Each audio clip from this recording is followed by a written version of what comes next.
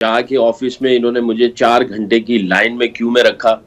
I felt a bit embarrassed और मुझे बहुत दुख भी हो रहा था कि ये जिस तरह की ट्रीटमेंट मिल रही थी। तो मुझसे इन्होंने जो फॉर्म फिल करवाए, उस फॉर्म में ये लिखा हुआ था कि भाई आपके दादा कहाँ पैदा हुए, आपके परदादा कहाँ पैदा हुए, आपकी दादी कहाँ पैदा हुई, आपकी परदादी कहाँ पैदा हुई, आपका नाना कहाँ पैदा हुआ, आपकी पड़नानी कहाँ पैदा हुई, पड़नाना कहाँ पैदा हुआ, कहाँ फौत हुए, क्या करते थे, ये सारे फॉर्म के अंदर था। तो एक सरदार जी बैठे हुए थे, मैंने कहा यार मुझे ये बताओ, वो तो फौत हो चुके हैं, जाना मैंने, तू मेरा पता कर ले, मैं वहां जा रहा हूँ, मैं करने के लिए क्या जा रहा हूँ। जानना चाहूंगी मैं सकी भाई, हमने बात की कि आफ्टर 26 इयर्स हम लोग 29 इयर्स सॉरी हम लोग यहाँ पे आईसीसी इवेंट होस्ट कर रहे हैं और fans are very excited, we are looking forward to the event और इंशाल्लाह सब अच्छा हो जाए। लेकिन हमने देखा है कि इस पिछले कुछ महीनों में बहुत कोशिशें की गई हैं हमारे नेबर्स की जानिब से कि किसी ना किसी तरह ना कोई रंग में भंग डालते रहें। कभी स्टेडियम्स के मसले, कभी फ्लैग्स के मसले, कभी वीज़ास के मसले, इतने सारे मसलों के बावजूद अल्हम्दुलिल्लाह हम ये इवेंट होस्ट करने जा रहे हैं और तैयारियां जो है मुकम्मल कर ली गई हैं। कल पहला मैच खेला जाएगा नेशनल स्टेडियम कराची में, पाकिस्तान वर्सेस न्यूजीलैंड। इस प्रोपेगेंडा के बारे में मैं चाहूँगी कि आप ज़रूर कुछ बात करें। कैसा फील होता है जब इस तरह की बातें की जाती हैं, जब आपके मुल्क में तो कोशिश की जा रही है, दोस्ती का हाथ बढ़ाया जा रहा होता है और आप लोग जाते भी हैं उनके मुल्क में, खेलते भी हैं सारे थ्रेट्स को मद्देनजर रखते हुए, लेकिन जब दूसरी जानिब से जो है रेसिप्रोकेट नहीं किया जाता तो कैसा लगता है? मैं आपको ना अपना पर्सनल एक्सपीरियंस बताता हूँ। ये अभी इंडिया न्यूजीलैंड की सीरीज हुई, जो न्यूजीलैंड ने इनको 3-0 वाइट वॉश करके आए, मार के आए इनको। मैं न्यूजीलैंड का स्पिन कंसल्टेंट कोच था, तो बैक एंड पे सारी प्रेपरेशन चल रही थी। मुझे ये पीसीबी के असाइनमेंट से पहले, ये जो एज ए मेंटोर रखा गया है, उससे पहले मैं न्यूजीलैंड टीम के साथ एज ए स्पिन कंसल्टेंट था। कुछ सीरीज में मैं एज ए असिस्टेंट कोच भी इनके साथ काम किया। तो मुझे 5 महीने पहले इंडियन क्रिकेट बोर्ड की तरफ से एक लेटर आता है और एक न्यूजीलैंड क्रिकेट बोर्ड की तरफ से लेटर आता है वीजे के लिए। मैं इंग्लैंड में था, लेस्टर में, जहां मेरा घर है। तो मैंने वहां पे ऑनलाइन बुकिंग करवाई और इन्होंने मुझे 2 हफ्ते के बाद की अपॉइंटमेंट दी। मैं वहां गया, मैंने ऑनलाइन बुकिंग करके सारी एप्लीकेशन डाल दी और जाके ऑफिस में इन्होंने मुझे 4 घंटे की लाइन में क्यू में रखा। I felt a bit embarrassed और मुझे बहुत दुख भी हो रहा था कि ये जिस तरह की ट्रीटमेंट मिल रही थी।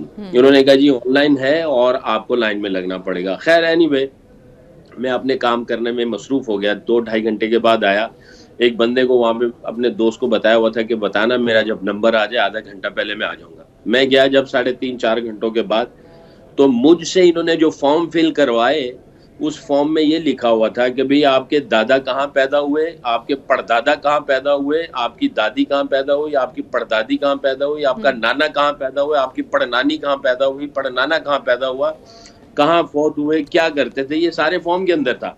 तो एक सरदार जी बैठे हुए थे, मैंने कहा यार मुझे ये बताओ, वो तो फौत हो चुके हैं, जाना मैंने, तू मेरा पता कर ले, मैं वहां जा रहा हूँ, मैं करने के लिए क्या जा रहा हूँ। मैंने कहा ये 2 इतने बड़े लेटर लगे हुए हैं, तुम्हें इनकी समझ नहीं आ रही है और ये कौन सी तुम इंक्वायरी करने की इंक्वायरी शुरू कर दी है।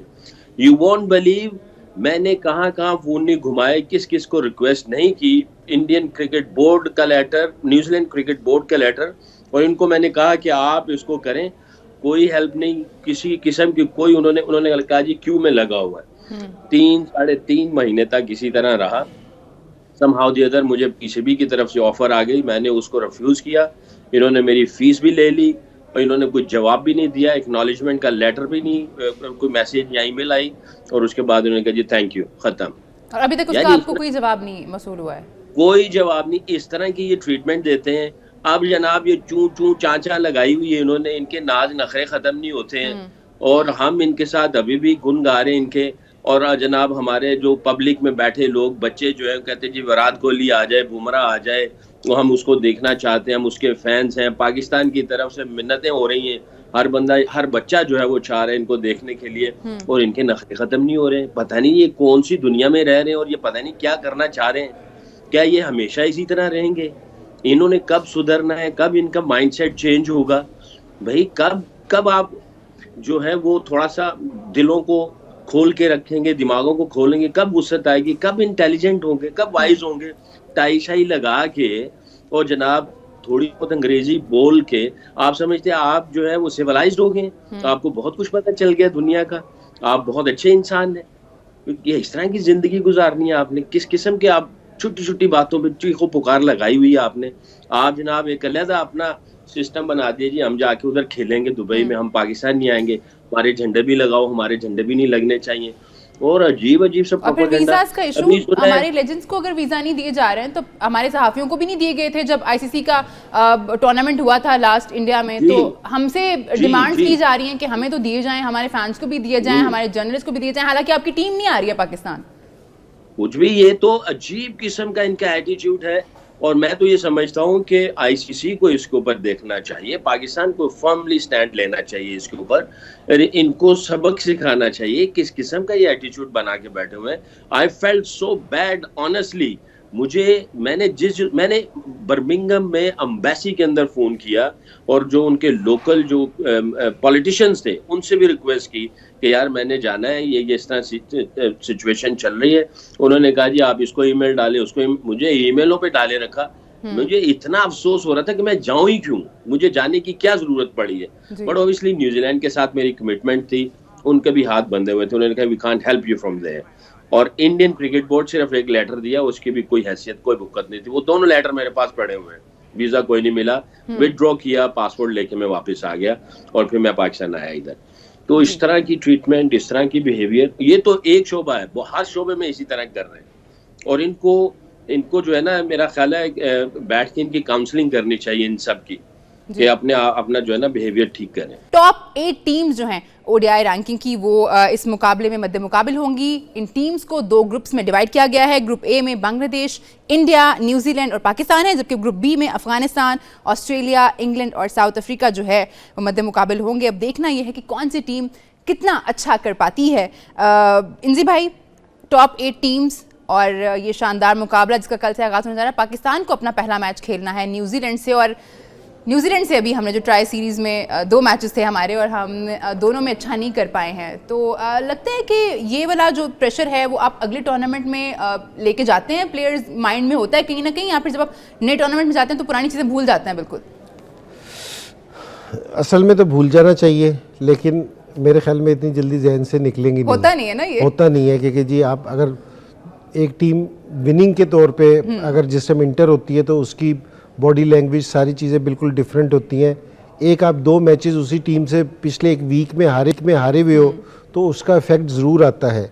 लेकिन पाकिस्तान की टीम अल्हम्दुलिल्लाह ऐसी है कि ना ये जीत का प्रेशर लेती है ना हार का प्रेशर लेती है, एक जैसा ही होता है। एक जैसा ही होता है कि जी अगला मैच है ना, जिस तरह पिछले मैच में उन्होंने साउथ अफ्रीका के खिलाफ 352 चेज किया था, आपने तो इतनी बड़ी पार्टनरशिप लगा दी, इतनी बड़ी, और इस तरह की इनिंग्स खेली कि 90 पे 3 आउट होने के बाद जिस तरह आपने चेज किया, तो हमें तो रात को सोते भी चैंपियंस के ख्वाब आ रहे थे कि जी अब तो हम चैंपियन बन ही जाएंगे, कप हमारा है। तो अगले दिन ही तो उन्होंने कहा कि नहीं इस तरह ना सोचो। तो पाकिस्तान की टीम है ना, अच्छी टीम है, क्योंकि जी इसमें कोई नहीं उसको न्यूजीलैंड को हरा सकती है। अगर देखा जाए तो अगर कुछ मैचेस देखे जाए तो पाकिस्तान की परफॉर्मेंस ज़्यादा अच्छी है। लेकिन अगर जो मुझे न्यूजीलैंड की सारों से अच्छी बात दिख रही है ना, जो उनके स्पिनर्स हैं वो बहुत अच्छी बॉलिंग कर रहे हैं। अगर पिछला मैच भी जो फाइनल देखा जाए कि जो उन्होंने कंटेन किया, उनके 25 से 26 ओवर स्पिनर्स ने किए जिन्होंने 80 से 90 रन सिर्फ दिए, तो ये उनका बड़ा स्ट्रॉन्ग पॉइंट है। और पाकिस्तान की पिचेस पे ना जिसके स्पिनर्स अच्छी बॉलिंग कर रहे होंगे, इनफॉर्म हो रहे होंगे, तो वो मुश्किल डाल सकती है किसी भी टीम को। लेकिन पाकिस्तान की टीम में ना जो हमारे टॉप जितने ने, एक चीज़ होती है जिस टाइम बड़ा टूर्नामेंट आता है ना, उस टाइम बड़े प्लेयर्स को परफॉर्मेंस करनी पड़ती है। अगर पाकिस्तान का टॉप ऑर्डर जिस तरह बड़े हमारे प्लेयर्स हैं, जिस तरह बाबर है, रिजवान है या शाहीन है, हारिस रऊफ की कंडीशन हमें पूरी तरह पता नहीं है कि जी वो भी अभी पूरी तरह, कल भी जो रिपोर्ट्स हैं कि वो उसने नेट में प्रॉपर बॉलिंग नहीं की, प्रैक्टिस नहीं की उस तरह जिस तरह करनी चाहिए थी। सो हमारे अगर ज़्यादा प्लेयर्स है ना परफॉर्म करते हैं ना, तो इनके साथ है ना फिर दूसरे प्लेयर्स है ना परफॉर्मेंस करते हैं। अगर सीरीज में कोई नीचे वाला प्लेयर परफॉर्मेंस दे देता है, लेकिन जिस टाइम आप बड़ा टूर्नामेंट खेलते हैं ना, तो बड़े टूर्नामेंट में ना बड़े प्लेयर है ना फिर टीम को लेके चलते हैं। तो हमारे ये टॉप जो प्लेयर्स हैं ना, इनसे हमें बहुत रिस्पॉन्सिबिलिटी इनको लेनी पड़ेगी, और अगर ये लेंगे तो मेरा ये है कि जी पाकिस्तान फेवरेट टीम है इस चैंपियंस ट्रॉफी की।